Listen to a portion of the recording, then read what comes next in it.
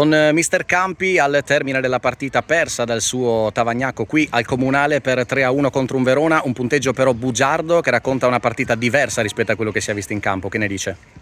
Ma sull'1-1 ci speravamo, eravamo riusciti a pareggiare con una condotta credo molto attenta, chiaramente ben coperte, pronte a ripartire. Purtroppo poi nel finale abbiamo preso anche questo terzo gol che un po' rende il punteggio più ampio e oggi non ce lo meritavamo. È un Tavagnacco che, guardando la classifica, si direbbe in grandissima difficoltà e che ha sofferto con tantissime squadre. Poi però ci sono moltissime partite in cui si parla di sliding doors, e se avessimo fatto più attenzione su una rimessa e se avessimo controllato meglio quella palla, cosa manca a questo Tavagnacco? Manca la tecnica, mancano i cambi, qual è il problema?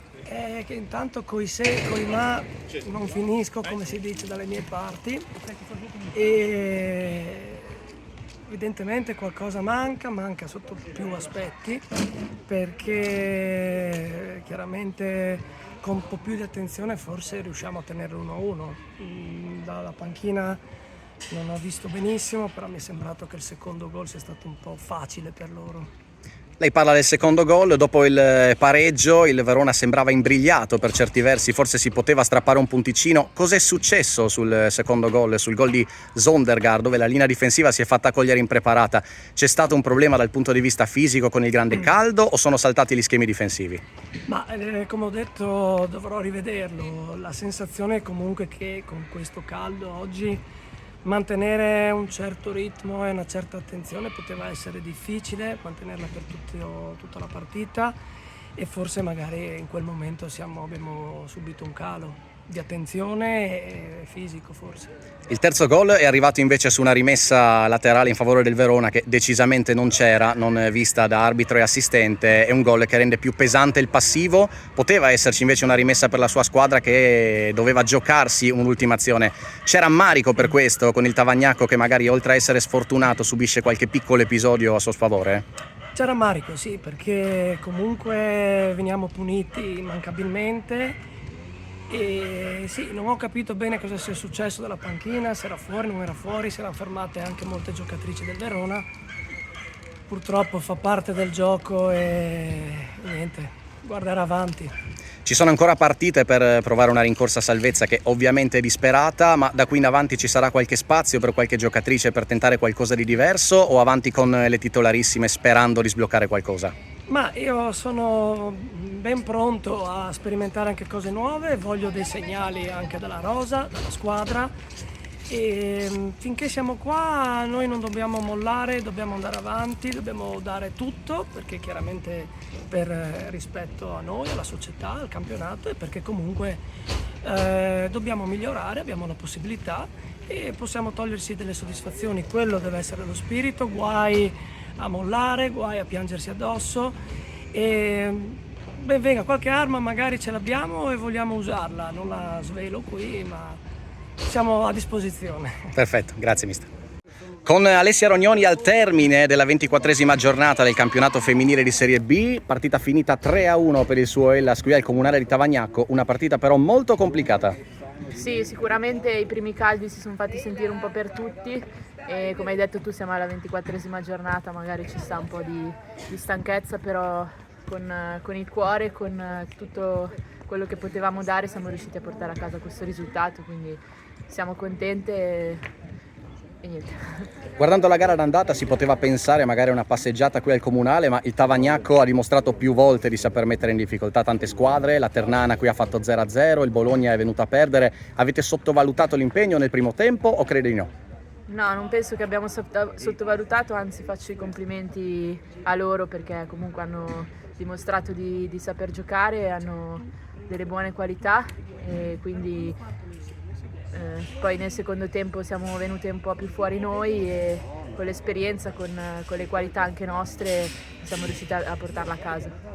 La panchina dal primo minuto per una scelta tecnica, magari per dare fiato anche a qualcun altro, poi però l'ingresso, sempre più capocannoniere, spaccata la partita, un gol importante quello.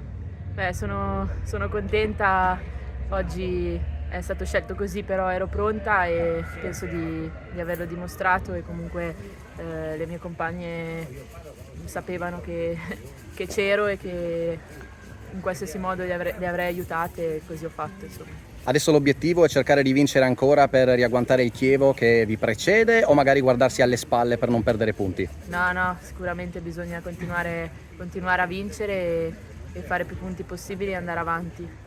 Grazie mille. Grazie a te. Con il mister al termine della partita della 24esima giornata femminile del campionato di Serie B, vittoria del Hellas Verona qui al Comunale del Tavagnacco, 3-1, però decisamente un risultato non scontato. Com'è stata questa partita? Assolutamente no, lo sapevamo, il Tavagnacco soprattutto in casa qui è una squadra sempre difficile da affrontare, l'ha dimostrato oggi. Nel primo tempo abbiamo fatto tantissima fatica e soprattutto a trovare le giocate perché loro si chiudevano bene e ripartivano bene e noi siamo andati in difficoltà. Poi nel secondo tempo abbiamo spinto un pochettino di più e abbiamo fatto anche dei gol, abbiamo subito un gol inevitabile, sicuramente evitabile e poi siamo stati bravi a fare gli altri 2 gol. Però ripeto, complimenti a Tavagnacco perché non merita, visto oggi, non merita la classifica. La scelta di Rognoni in panchina dal primo minuto per far rifiatare qualcuno, forse sottovalutato leggermente l'impegno anche se tutte le altre erano le titolarissime, poi lei è entrata e spaccata la partita, la mossa che ha deciso la gara? Noi non sottovalutiamo mai nessuna, l'ho detto prima, questa non era una squadra facile da affrontare, è stata una scelta perché Ale aveva bisogno magari di un po' di riposo perché ha fatto tanti mesi fatti bene, adesso aveva bisogno di riposo, infatti è entrata dopo come gli è stato chiesto e ha spaccato la partita, ha fatto gol, sono molto felice, ha creato anche altre situazioni importanti e questo era l'obiettivo di oggi per Ale Rognoni. Probabilmente infatti non solo tecnico il suo peso, anche tattico, perché con il suo ingresso si è allargata tanto la squadra da quella parte dando una soluzione in più, il cross è arrivato infatti dalle fasce con un traversone al suo colpo di testa e da lì tante le giocate pericolose, dunque quella la mossa. Ma cambiano tipi di giocate, con le caratteristiche delle ragazze non sono tutte uguali, noi lo sappiamo che Ale Rognoni è diversa da Sonderga, da Peretti, dalla Giacoma e quindi noi cerchiamo come sempre di sfruttare il più possibile le caratteristiche delle giocatrici. Se non fossero arrivati 2 gol nel finale, la partita fosse terminata 1-1, cosa avrebbe rimproverato alle sue? Avrei rimproverato il fatto di non aver spinto come avevano fatto nei primi minuti del secondo tempo, anche nel primo tempo. Quella sarebbe stato il rammarico più grosso. Ripeto, non è mai facile giocare su questo campo qui, loro nel secondo tempo sono state brave perché indubbiamente le ragazze sono state brave e niente, adesso pensiamo alla prossima. È una vittoria che dà morale dopo un pareggio con la Ternana che aveva lasciato con l'amaro in bocca per come era arrivato. Una spinta per provare a riacchiappare il Chievo lì davanti? Ma noi con la Ternana abbiamo fatto un'ottima partita, lo sapevamo e il nostro obiettivo di oggi era quello di dare continuità di prestazioni. È venuto anche il risultato pieno oggi, adesso noi non guardiamo il Chievo, noi dobbiamo guardare a finire bene il campionato, a fare le ultime 6 partite alla grande. Grazie mister. Prego.